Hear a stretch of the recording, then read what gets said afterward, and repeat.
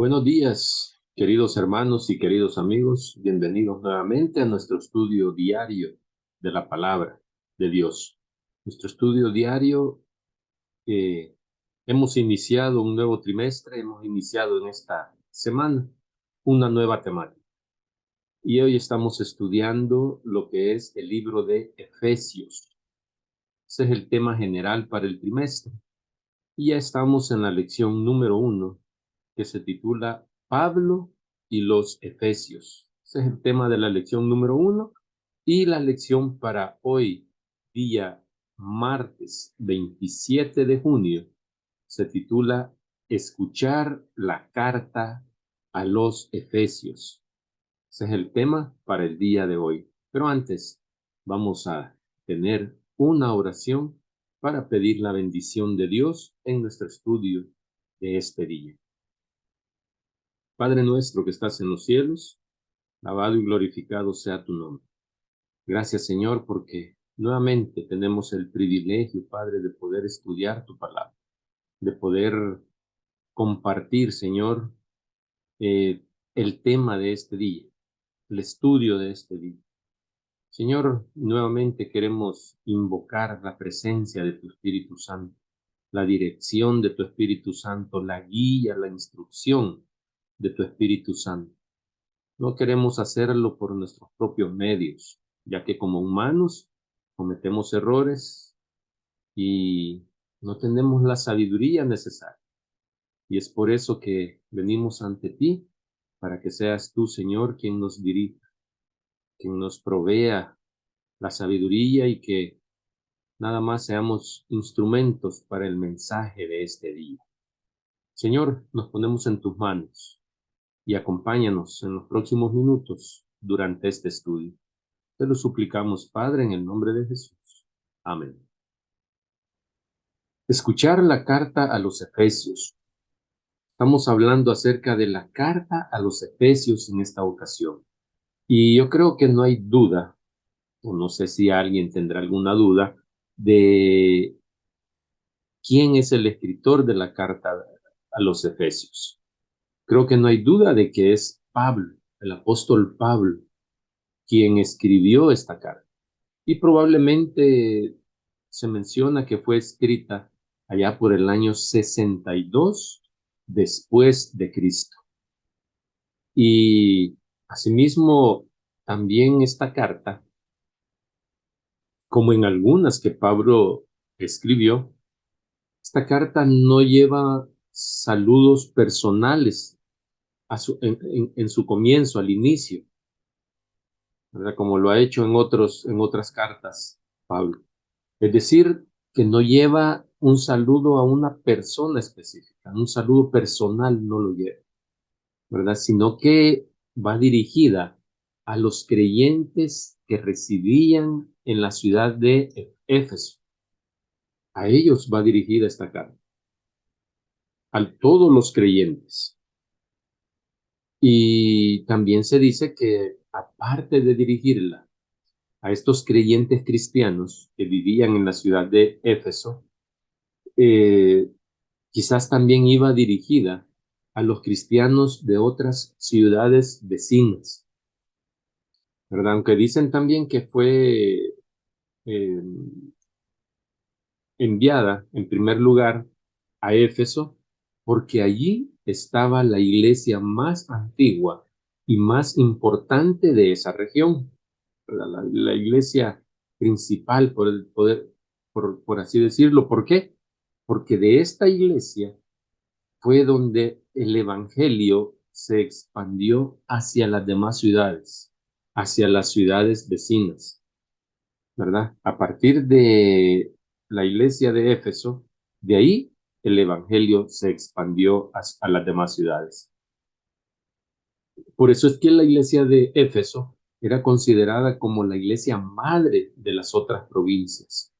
Y es por eso que Efesios 1:1, ahí dice la expresión, aquellos que viven, ¿dónde? En Éfeso.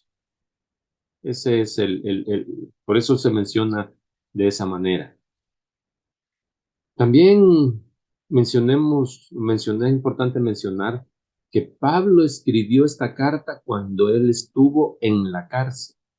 Estando en la cárcel fue que Pablo escribió esta carta, ¿verdad? Eso lo menciona en Efesios, en la misma carta, en el capítulo 3, versículo 1, en el capítulo 4 y el versículo 1, y en el capítulo 6, versículo 20. Ahí menciona que él estaba en la cárcel, ¿verdad? Era prisionero. Y a lo mejor fue en Roma, ¿verdad? Cuando él fue encarcelado por primera vez, que él escribió esta carta. El tema central de Efesios, queridos hermanos y amigos, se refiere a la relevante posición de Cristo en la provisión divina para la salvación del hombre y la unidad de los creyentes. Ese es el tema principal de la carta, ¿verdad? Hacer mención de la posición relevante que Cristo tuvo para la salvación del hombre. Y también otro de los temas de la carta es la unidad de los creyentes. Y es que en una religión, en una región cosmopolita, como era la costa de Asia, la Asia Menor, a lo largo de ahí está el mar Egeo, a lo largo del mar Egeo, ¿verdad? Donde la iglesia cristiana incluía a gentiles de diferentes razas, además de los creyentes judíos. Había creyentes de diferentes razas, había creyentes de diferentes razas, y eso lo hacía quizás un poco más complicado porque habían diferentes eh, tradiciones quizás, ¿verdad? Y entonces había una necesidad especial de desarrollar el tema de la unidad en Cristo como medio de unir en compañerismo cristiano a personas de diferentes antecedentes, personas que venían con diferentes pensamientos antes de volverse unos cristianos. Entonces había que unir, o sea, y habla de esa unidad, habla de la unidad de los cristianos en Cristo, pero porque habían eh, personas de otras razas, habían gentiles de otros lugares que venían con un pensamiento diferente. Entonces, había que hacer una unidad de estos cristianos judíos con estos cristianos gentiles que venían de diferentes lugares, como ya lo mencioné en varias ocasiones. Además, en Éfeso se habían levantado enseñanzas que negaban, oiga bien lo que negaban el papel, el supremo papel de Jesús en el Evangelio, aparte de otras herejías, pero esta era una de las herejías principales que Pablo procuró neutralizar mediante sus afirmaciones enfáticas con respecto a la posición de Cristo en la fe del creyente, ¿verdad? Se había levantado esa doctrina falsa, ¿verdad? Y Pablo estaba procurando, o sea, se había enterado de esto y estaba procurando a través de la carta neutralizar este pensamiento, ¿verdad? Y por eso es que Pablo hace un llamado a la unidad en Cristo y también menciona el papel de Cristo, ¿verdad? En el Evangelio, en la salvación del hombre. Por eso es que Pablo hace énfasis en eso para contrarrestar, para contraatacar esta enseñanza falsa que se había levantado. Bien, y la frase en Cristo, ¿verdad? Por eso hablábamos de la unidad en Cristo, porque la frase en Cristo aparece 4 veces en el capítulo 1, solo para comenzar. En el capítulo 1 aparece 4 veces. Y hace énfasis en eso, Pablo. Aparece en el versículo 3, en el versículo 10, en el versículo 12 y en el versículo 20 del capítulo 1 de la carta a los Efesios, ¿verdad? Por eso es que Pablo hace mención de eso, porque era muy importante mantener la unidad. En una o en otra forma, la estrecha relación del cristiano con Cristo se menciona más de 20 veces.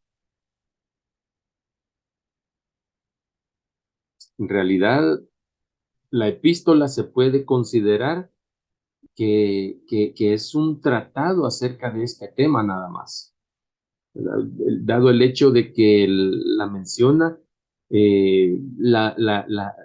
la estrecha relación con Cristo se menciona más de 20 veces en los 6 capítulos de Efesios. Para ir finalizando nuestro estudio de hoy, que tiene que ver más con todo, más que todo, con un pequeño análisis de la carta a los Efesios, de la carta de Pablo a los Efesios, vamos a detallar un poco lo que tiene a detallar un poco el contenido de esta carta.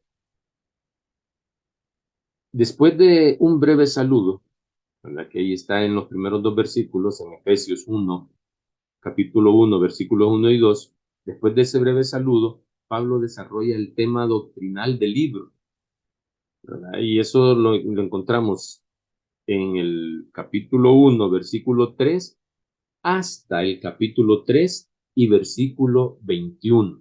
Ahí es donde Pablo desarrolla el tema doctrinal de esta carta, de su mensaje a los que vivían en Éfeso.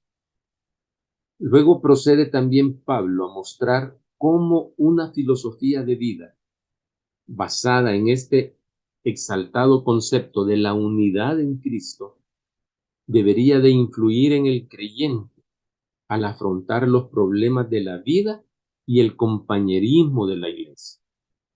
Eso lo encontramos en el capítulo 4, versículo 1 al capítulo 6, versículo 20. Ahí es donde Pablo nos presenta, o Pablo le escribe a los de Éfeso, les escribe cómo una filosofía de vida, ¿verdad? Basada en el concepto de la unidad en Cristo, debe de influir en el creyente para afrontar los problemas de la vida y de la misma manera el compañerismo dentro de la iglesia.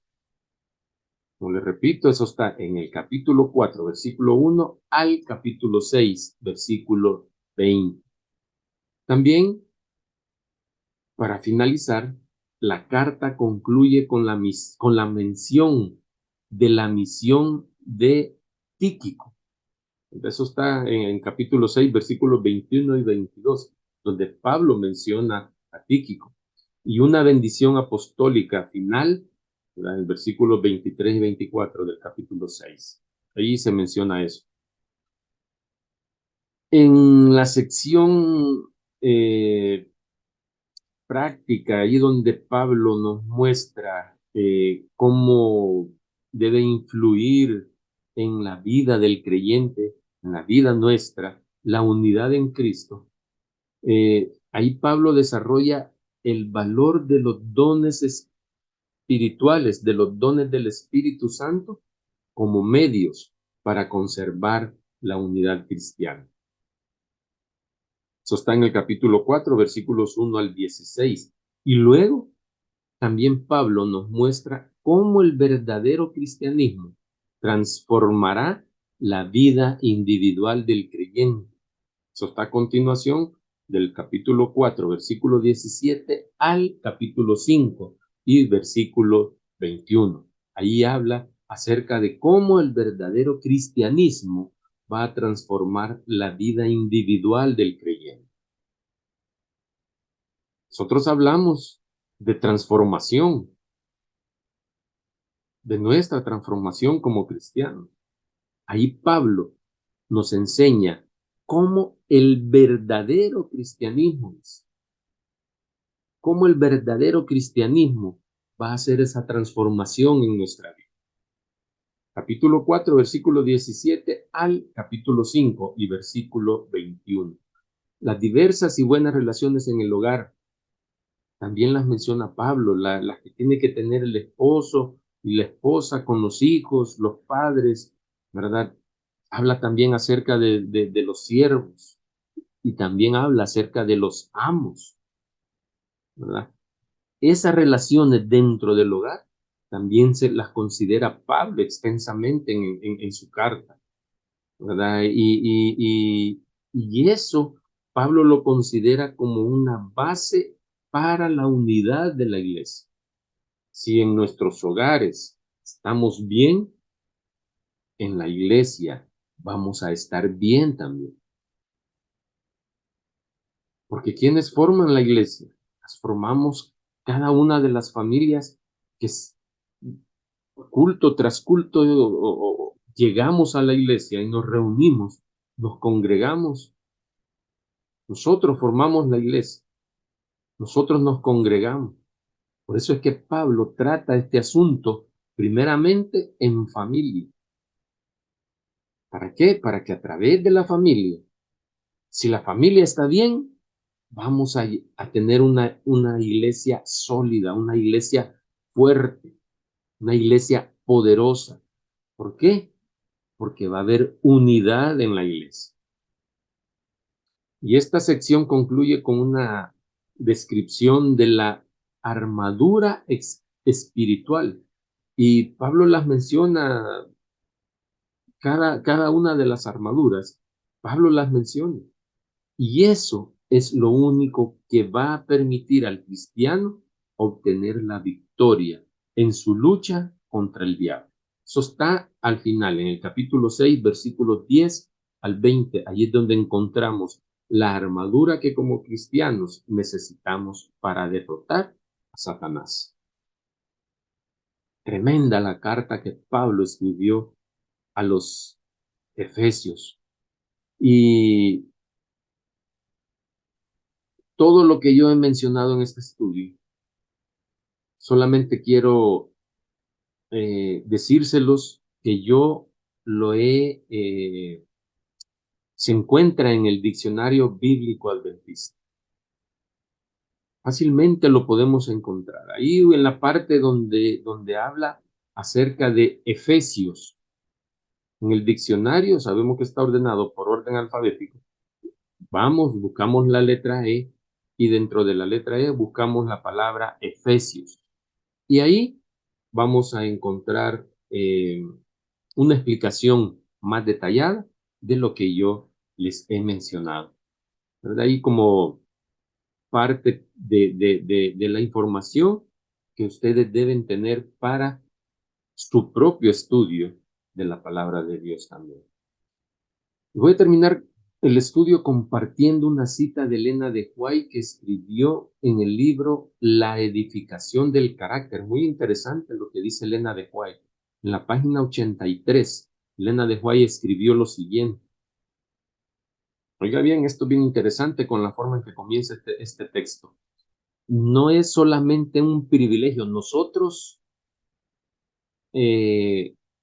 cuando hablamos de la unión con Cristo, decimos que es un privilegio para cada uno de nosotros estar unidos a Cristo. Sí, es un privilegio, pero oiga lo que dice Elena de White. No es solamente el privilegio, dice, sino también el deber de todo cristiano mantener, dice, una íntima relación, una íntima unión con Cristo Jesús. Y dice más, y tener, dice, una rica experiencia en las cosas de Dios. Una rica experiencia en las cosas de Dios. Entonces, dice Elena de White, su vida será fructífera en buenas obras. Tremenda la cita. Y continúa diciendo, Dijo Cristo en Juan 15:8, dice Elena de White, en esto es glorificado mi Padre, en que llevaréis mucho fruto. Cuando leemos acerca de la vida de hombres que han sido eminentes por su piedad, dice el texto, a menudo consideramos su experiencia y sus conquistas como muy fuera de nuestro alcance.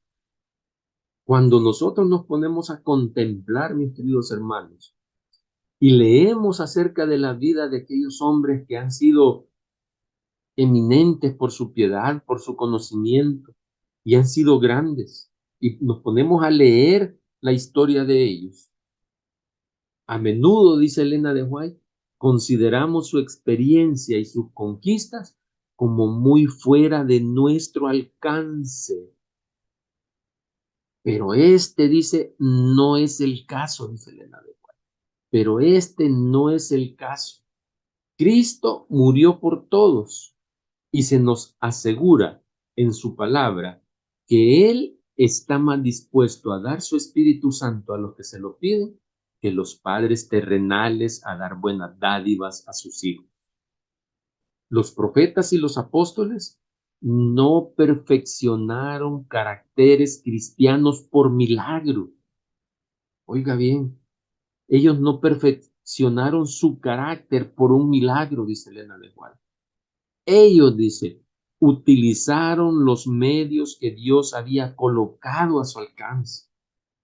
Y todos los que desean aplicar el mismo esfuerzo, dice, obtendrán los mismos resultados. Qué tremendo.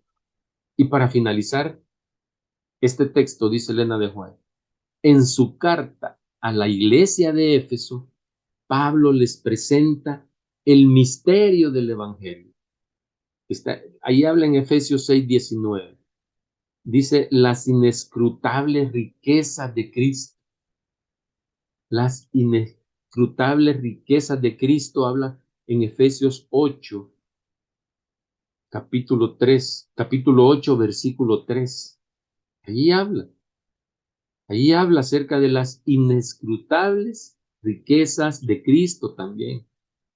Y entonces, dice Elena de, les asegura que elevará sus fervientes oraciones por su prosperidad espiritual. Qué cita más tremenda, mis queridos hermanos. Cuánto valor, o sea, cuánta riqueza hay en esta cita.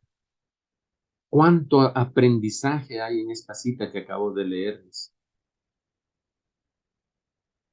Esta carta, mis queridos hermanos, de Pablo a los Efesios, nos invita a estar unidos a Cristo. De la misma manera se nos invita a fomentar la unidad de la iglesia. Como familias debemos estar unidas. Como familias debemos estar unidas a Cristo. Y eso va a fortalecer nuestras iglesias. Pero eso sí, y hay que decirlo, no podemos estar unidos en el error. No podemos estar unidos en el error. Tiene que haber un mismo pensamiento. Y eso fue lo que Pablo atacó también en la iglesia con esta carta, porque habían entrado doctrina falsa. Se estaba diciendo, y ahí lo voy a resumir, se estaba diciendo que en la iglesia, que habían pensamientos, doctrinas que decían o que minimizaban o rebajaban el papel de Jesús en la salvación del hombre. Y Pablo atacó eso. ¿Por qué? Porque había un error. Y la iglesia tenía que permanecer unida en la verdad, unida en Cristo. ¿Y qué dijo Jesús? Yo soy el camino, dijo, la verdad y la vida. Entonces debemos estar unidos en Cristo y debemos estar unidos también en la verdad. Y todas aquellas doctrinas falsas o principios equivocados, que quieren introducir en nuestras iglesias hoy en día. Todo eso, Pablo nos hace la misma advertencia. Y esas mismas advertencias deben, para los efesios, deben servirnos para nosotros hoy en día. Debemos estar atentos a esas doctrinas equivocadas, a esas doctrinas falsas. ¿Y cómo lo vamos a hacer? Solamente en Cristo vamos a encontrar la sabiduría necesaria para poder discernir entre la verdad y la mentira.